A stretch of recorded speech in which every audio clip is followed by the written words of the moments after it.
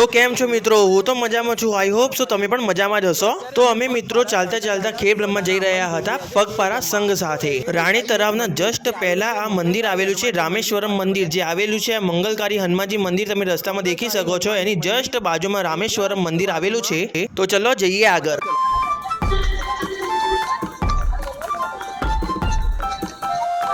સાઈડમાં એ બોર્ડ દેખાયું છે, શ્રી રામેશ્વર મહાદેવ મંદિર, કુદરતી મોટું થતું શિવલિંગના દર્શન કરવા પધારો.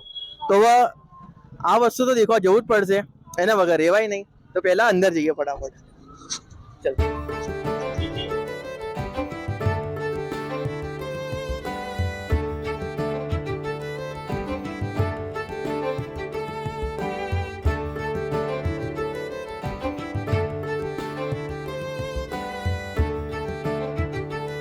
મિત્રો મારા ખ્યાલથી એ રહેવાની પણ સુવિધા ઘણી સારી છે. અહીં દેખી શકો છો રામેશ્વરમ આશ્રમ, ભૈરવ ભવન અને હવન કુંડ પણ છે, જે આ રહ્યું દેખાઈ રહ્યું છે તમને. અને ગૌશાલા પણ છે. દેખો તો ગૌશાલા તમને બતાવો. આવો જલ્દી, આવો જલ્દી.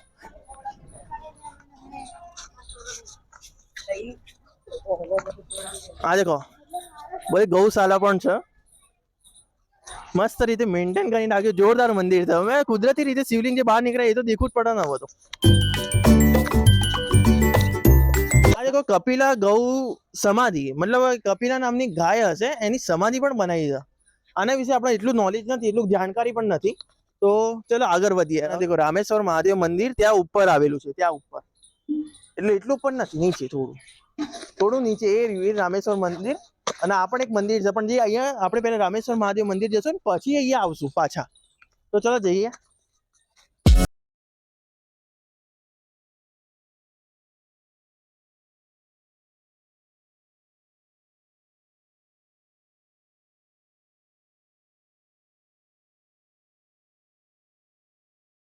શિવલિંગના દર્શન કરવા પધારો. ભાઈ પહેલી વાર આવ્યો છું, મને ખબર નહીં કે આ શું છે.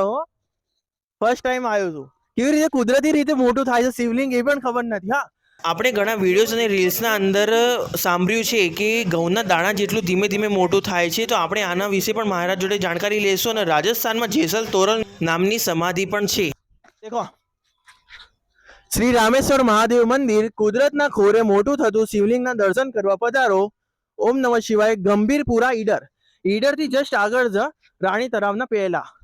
તો તમે પણ અહીંયા આવો. ચલો ઉપર જઈએ.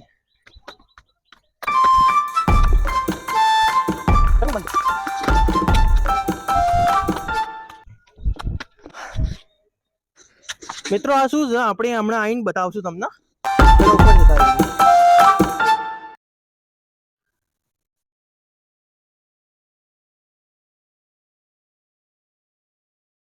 તો મિત્રો તમે આ વોચી લેજો કે આમાં શું લખ્યું છે, ઇતિહાસ લખેલો છે. આ મંદિર કેવી રીતે થયું ને શું થયું, અને ઘણી બધી ઇતિહાસની માહિતી જેનું હું તમે વોચી લેજો પોઝ કરીને. હવે આપણે અંદર જઈએ. મહારાજ મસ્ત કસરત કરી રહ્યા છે. પછી એમને પૂછીએ અને આપણે એ પણ બતાવીએ કે શિવલિંગ કેવી રીતે આવ્યું છે, શું છે, બધું પૂછીએ આપણે. ચલો. તો મિત્રો તમે દેખી શકો છો કે આ દેખો એક પથ્થર છે. પથ્થર ઉપર મસ્ત પ્રકારની પેઇન્ટિંગ કરી છે, એ પણ કઈ નાગ દેવતાની.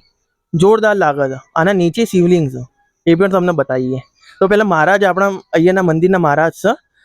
તો અમને પૂછીએ, રામેશ્વર મહાદેવ મંદિરના મહારાજ છે. તો મહારાજ આ મંદિર કેટલા વર્ષ જૂનું છે? બહુ પુરાણું મંદિર છે. આ બહુ વર્ષો જૂનું મંદિર છે. રાજા મહારાજા વખતનું મંદિર છે આ. અને આ શિવલિંગ નાનું હતું, ધીરે ધીરે ધીરે જવું જેટલું મહિના દાડે વધતું જાય છે. અને અત્યારે વર્ષો વધે છે કે મહિના વધે છે? મહિનાએ જવું જેટલું વધે, જવું જેટલું પણ થોડું થોડું મહિને મહિને વધતું જાય છે. અને એમ કરતા કરતા અત્યારે શિવલિંગનો આકાર એટલો મોટો વિશાળ થઈ જશે કે અત્યારે આટલું મોટું. આવો તમને બતાવું. અત્યારે આ ભગવાન શ્રી રામેશ્વર મહાદેવ એમનું આ શિવલિંગ છે. અને આ કુદરતી શિવલિંગ છે, અને દિવસે ને દિવસે વધતું જાય છે. બરોબર મહારાજ. આના વિશે થોડી ઓર જાણકારી આપશો? આના વિશે એ જ કે બસ જે કઈ માનતા તમે માનો એ તમારી પૂરી થઈ જાય છે. પૂનમની માનતા ભરીએ કે કોઈ પણ કોઈ શ્રાવણ મહિનામાં 4 સોમવારનો એવો મોટો પ્રસંગ થાય છે કે જે 501 દીવાની આરતી થાય છે ત્યાં આગળ. અને ત્યાં મોટો પ્રસંગ બને છે અને કઈક પબ્લિક આવે છે. 1500-2000 પબ્લિક નું ભોજન પ્રસાદ થાય છે. તો દેખ્યું કે અહીંયાના શિવલિંગ ધીમે ધીમે વિશાળ થઈ રહ્યું. ઘઉંના દાણા જેટલું ધીમે ધીમે મોટું રહ્યું. તો કેટલું વર્ષ જૂનું હશે? દેખો તમે ખુદ જ શિવલિંગનો આકાર કેટલો વધી રહ્યો છે ને એમ મારા ધીમે ધીમે ઓર વધી રહ્યો છે. આમાં કોઈ એવું છે કે અડી જશે તો કોઈને આખા દુનિયામાં કશું કોઈ થવાનું છે કે કોઈ એવું એવું? તો હવે એ ભગવાન નાથની વાત છે. એવી ત્યારે ઘણી શું- જગ્યાએ એવું પણ હોય છે કે શિવલિંગ આ સાઈડ અડી જશે. એક જગ્યાએ તો એવું પણ છે કે ગણેશજી બિરાડે છે, એના ઉપર ઘઉંના દાણા જેટલું એ વધતું જાય છે ધીમે ધીમે. જ્યારે પણ એ એમનું શીશ કે કોઈ બી વસ્તુ અડી જશે ઉપર તો કોઈ ને કોઈ વિનાશ થશે એવું લોકો પણ ઘણા કહી એ તો આ રહ્યા તો છે. પોતે ભગવાન છે અને આ તો દુનિયાના દાતા છે. હા, હા. અમે એ શું કરીએ તો આપને પણ શું ખબર પડે. હા, એ તો સાચી વાત. મિત્રો, જેમ કે તમે દેખી શકો છો કે મહારાજના હાથમાં દિવેટ છે અને એ પૂજા કરી રહ્યા છે.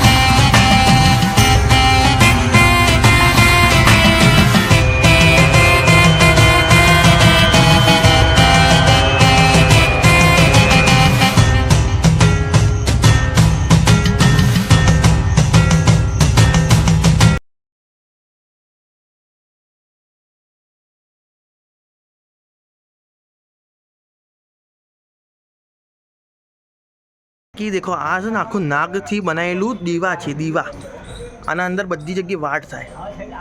આ દેખો આ વાટ અને આની આરતી પણ થાય છે, જે તમે હવે દેખી શકો છો આ વિડીયોના અંદર.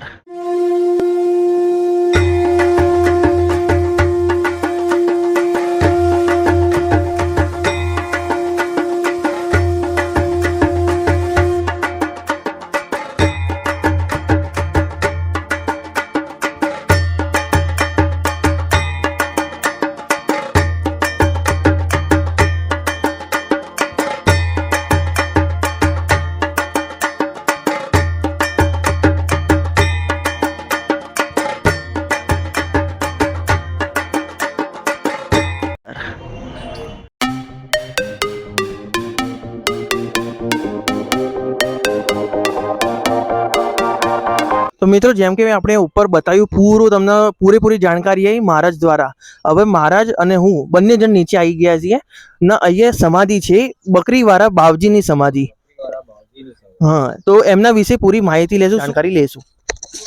મારા થોડી જાણકારી આપો બકરીવાળા બાવજી. બકરીવાળા બાવજી તે અહીંયા વર્ષોથી રહેતા હતા અને ઉપર એકલા જ રહેતા. એમને કોઈ વાઘ ચિત્તાનો પણ કોઈ ડર લાગતો નહોતો અને પોતે કોઈ જગ્યાએ પોતે ભિક્ષા માંગતા બી નતા અને એમનું પછી આ એમને સમાધિ આપેલી છે. એટલે મહારાજ અહીંયા જ બકરીવાળા બાવજી અહીંયા જ રહેતા હતા? આમ અહીંયા ઉપર જ રહેતા હતા. એટલે ઉપર જે આપણે તમને શોર્ટ બતાવ્યા ત્યાં જ બકરીવાળા બાવજી પણ રહેતા હતા. બરોબર. બીજું મહારાજ અહીંયા બીજા કયા બાવજીની સમાધિ? અહીંયા નીચે ઉદયગર બાવજીની સમાધિ છે. સમાધિ જીવિત છે અને તે બહુ વર્ષો જૂની જીવિત સમાધિ છે અને એમના માતા ગુલાબગીરી બાવજી માતાજી હતા.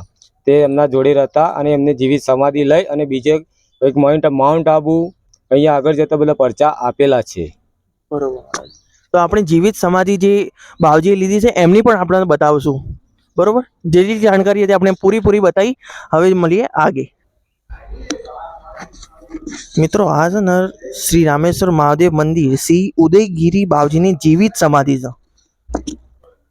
દેખો લખેલું શ્રી રામેશ્વર મહાદેવ મંદિર શ્રી ઉદયગીરી બાવજીની જીવિત સમાધિ.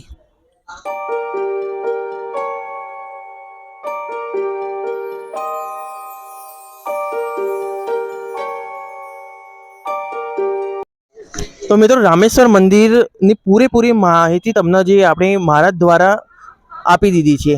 તો તમે પણ અહીં આવો, માનતા માણસો તો પૂરી જરૂર થશે. અને એક ઘઉંના દાણા જેટલો, જવના દાણા જેટલો ધીમે ધીમે શિવલિંગ વધી રહ્યું છે. મહિને 6 મહિને વર્ષે પણ વધી તો રહ્યું છે. નાનું શિવલિંગથી કેટલું મોટું થઈ ગયું છે આપણે દેખ્યું. તો ચલો હવે આપણે આગળ જઈએ અને આ વિડીયોને કરીએ એન્ડ. તો મળીએ ચલો બીજા એક નવા વિડીયો સાથે.